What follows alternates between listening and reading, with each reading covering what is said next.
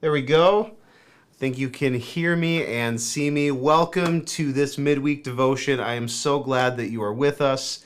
Hopefully you're having a great day and a great week so far.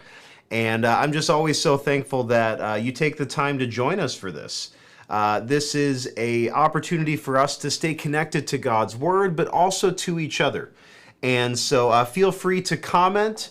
And today we're live on YouTube. We weren't able to go live on Facebook, so hopefully some of you Facebook crowd migrated over to YouTube today. So thanks for doing that.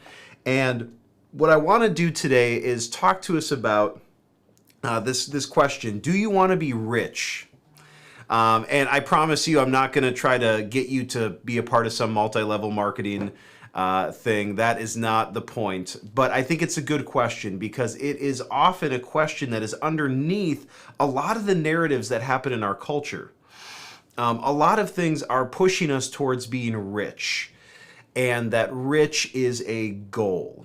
And so I want to look at what the Bible says about what it means to be rich, what our perspective of being rich is, and then maybe what a better perspective might be. So this last weekend, Pastor Joel shared with us from James chapter 5. And there's this part where James sounds like he is just being coming down hard on people who have a lot of money. But I think once we understand why this matters, we'll see why James is saying it the way he is. And Pastor Joel did a great job of talking about this last weekend, but what I want us to see is a couple of other aspects culturally of why this matters and what we might be able to do differently. So he says, "Now listen, you rich people, weep and wail because of the misery that is coming on you.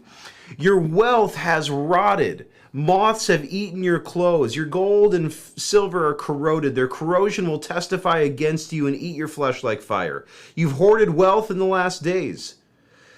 And so it's interesting because he's talking about people who have a lot of clothing and people who have a lot of money and people who have a lot of food. And this last weekend, Pastor Joel helped us see that many of us might be the people that he's talking to.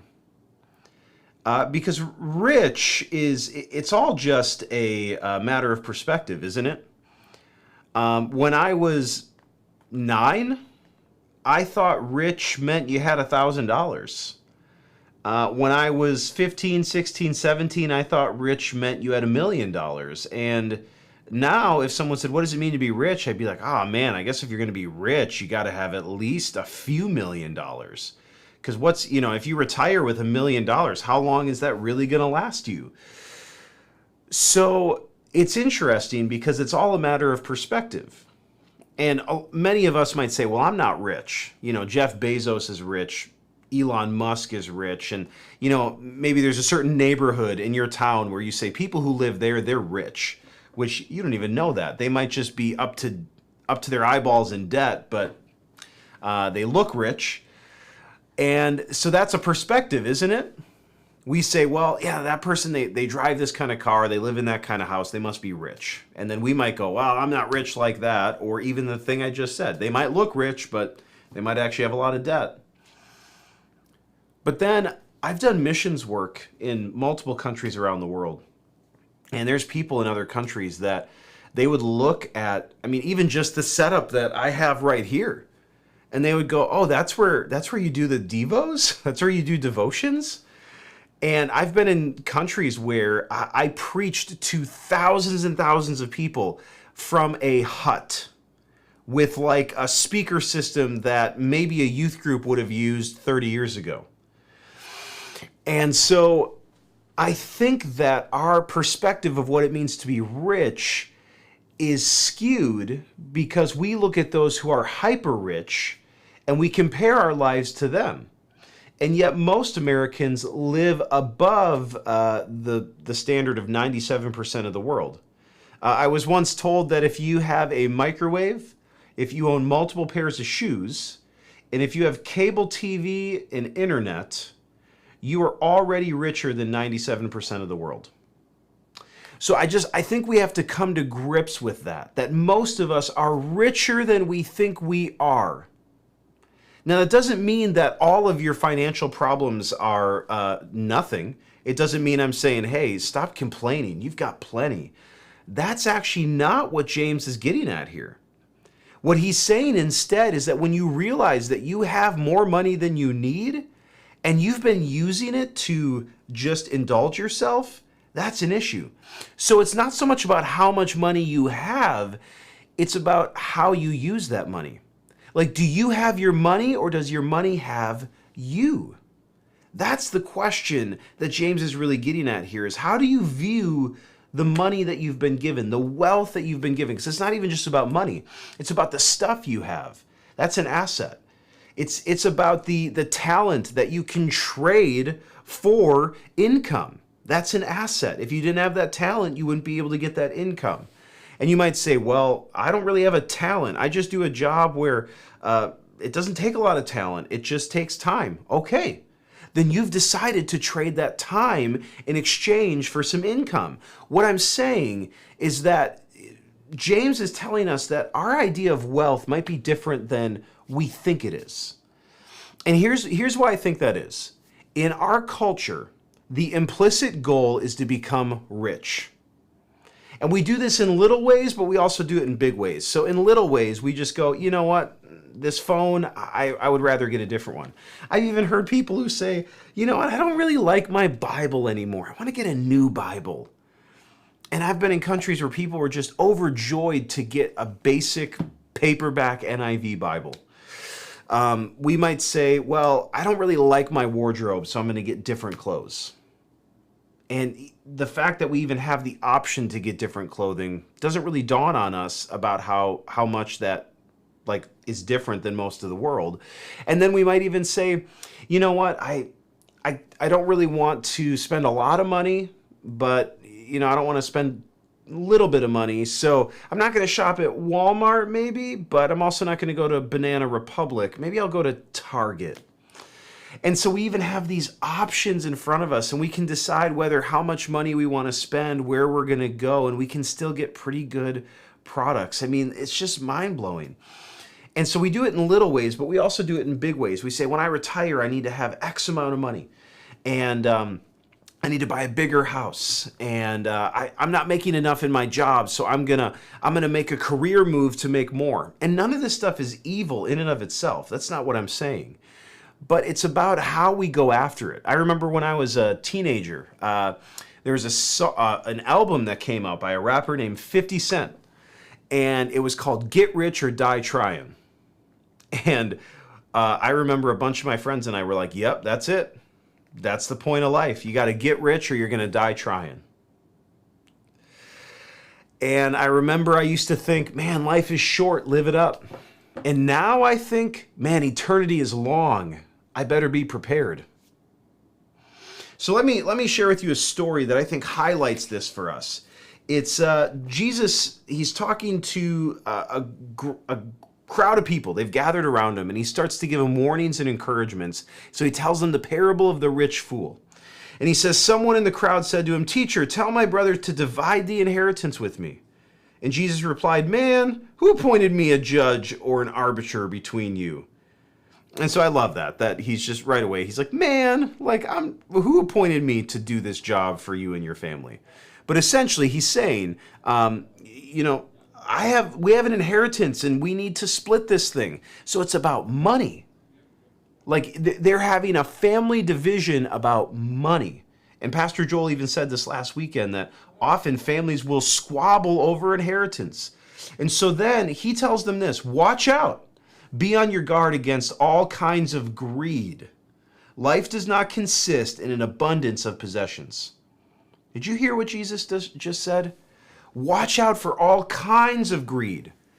Little kinds of greed and big kinds of greed. Because life does not consist of an abundance of possessions. Life isn't found in chasing paper. Life isn't found in building wealth. Life isn't found in getting more stuff. This is important that we get this. So then he tells him this story. So the ground of a certain rich man yielded an abundant harvest. And he thought to himself, what shall I do? I have no place to store my crops. So he's like, I've got too many crops. What am I supposed to do? Now he could say, well, I'm going to share them with my neighbors. Or I'm going to go find poor people who, don't own a farm, and I'm going to see if I can feed them. But that's not how he responds. And honestly, I don't think that's how many of us would respond. I think we'd respond a lot like this guy. Because here's what he did. Then he said, this is what I'll do. I'm going to tear down my barns, the barns that I already have that are just fine. They're just not big enough. I'm going to tear them down and I'm going to build bigger ones. And there I will store my surplus grain. And I'll say to myself, you have plenty of grain laid up for many years. Take life easy, eat, drink, and be merry. This guy just entered retirement. This guy he's got it made. He finally figured it out. So I think that the truth is many Americans, especially those who are in the age of retirement, they sound just like this guy.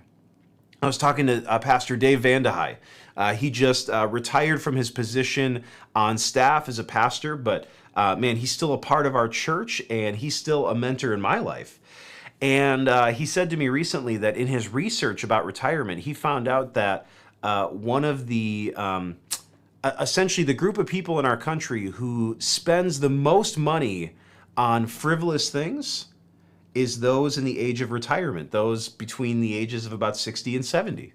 They spend more money than anybody else on things they don't really need. Now, they probably spend a lot of money on things they do need, but he's saying a lot of the excess spending comes from that category of people.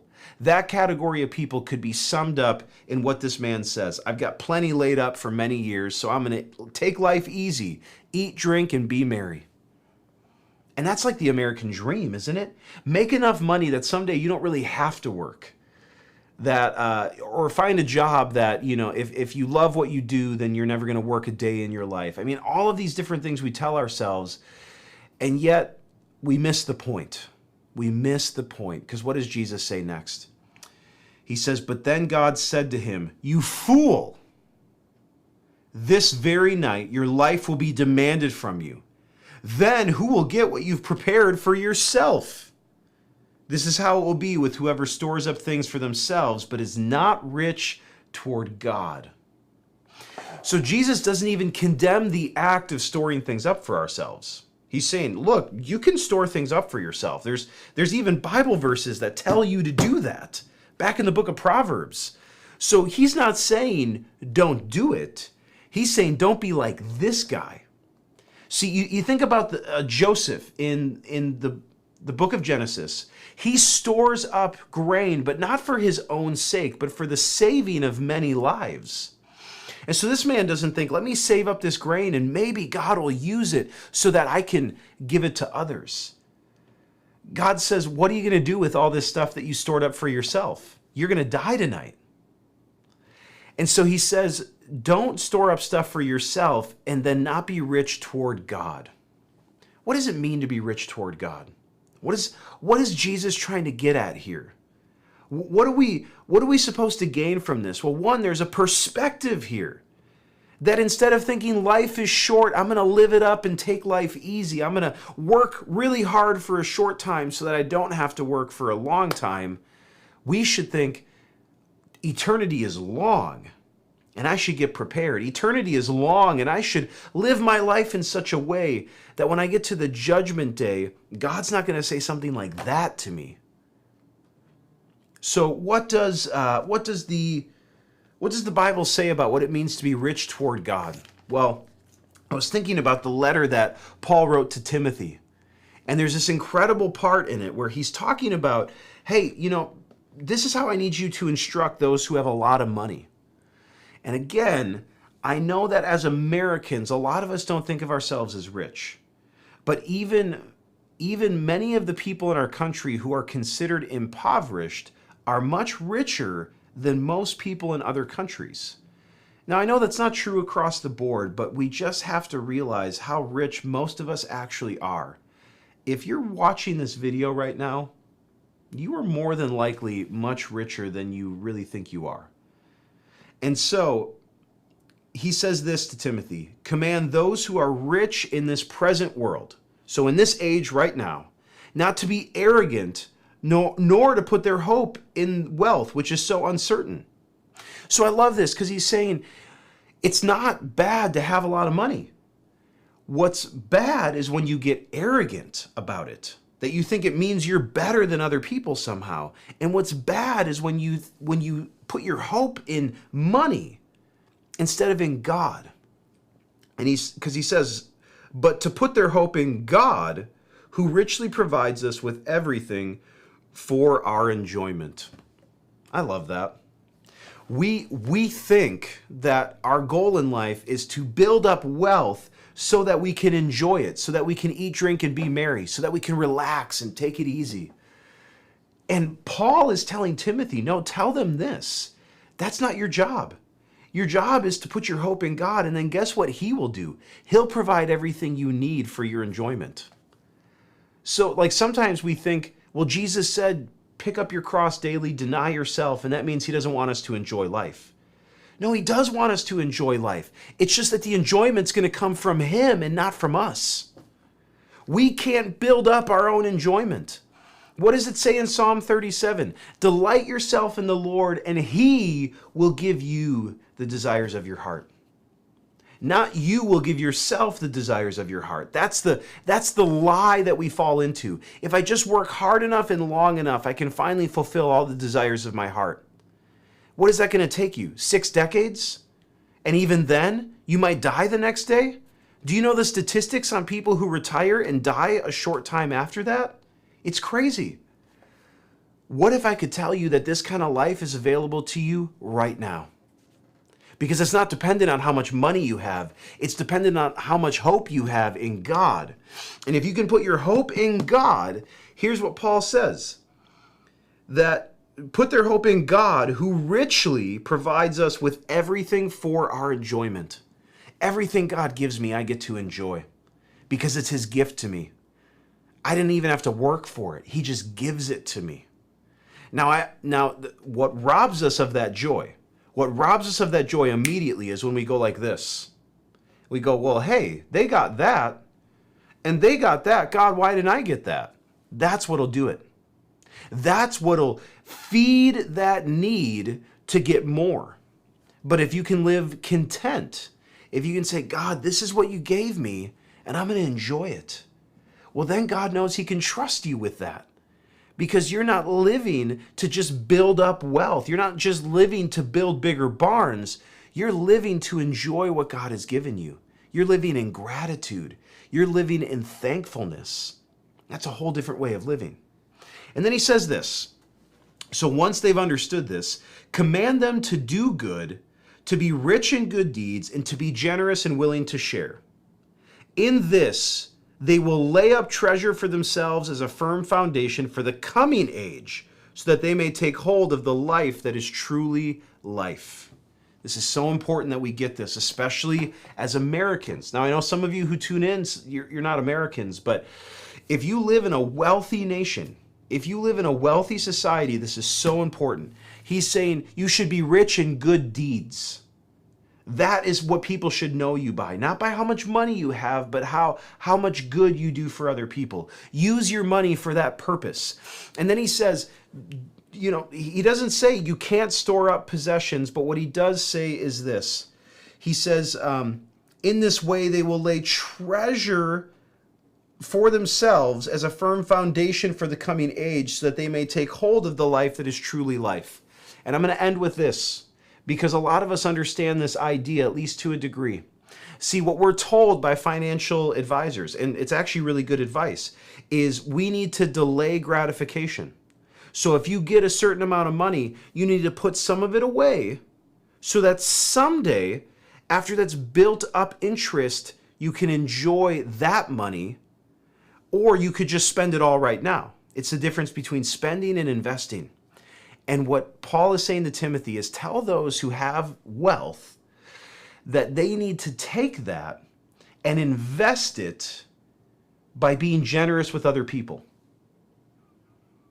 And when they do that, they're actually increasing their bank account in heaven, in the age to come, so that someday, once they have passed from this age into the next age, he says that they will take hold of life that is truly life. The Bible says you're going to reap what you sow. So should you save money? Should you want to take care of your family and all of those things? Yes. I'm not saying, and the Bible isn't saying that's evil. What's bad is when instead of having our money has us. When our goal is to be rich instead of being rich in faith. When our goal is to have a lot of money rather than doing many good things with that money. When our goal is to just build up our wealth and build bigger barns as opposed to allowing God to give us a bigger heart for other people. See, this is what Jesus cares about, is our heart. Because he says, wherever your treasure is, that's where your heart will be also. And so, may our heart be where our treasure is, and may our treasure be in the kingdom of God. May we not seek to just build up more and more wealth for ourselves, but if God does give us money, may we use that to further his kingdom and bless other people. Give to any cause that you feel led to give to. Be generous to anyone you feel led to be generous to. And then trust that God will take care of your needs, that he will provide richly for everything you need and even for your enjoyment. And may we not put our trust in money, but may we put our trust and hope in God. And in that, there is a sure reward. Well, hey, thanks for joining me for this midweek devotion. I hope this has been a blessing to you. Until next time, God bless you. May the Lord bless you and keep you. And I pray and hope that you have an incredible rest of your week.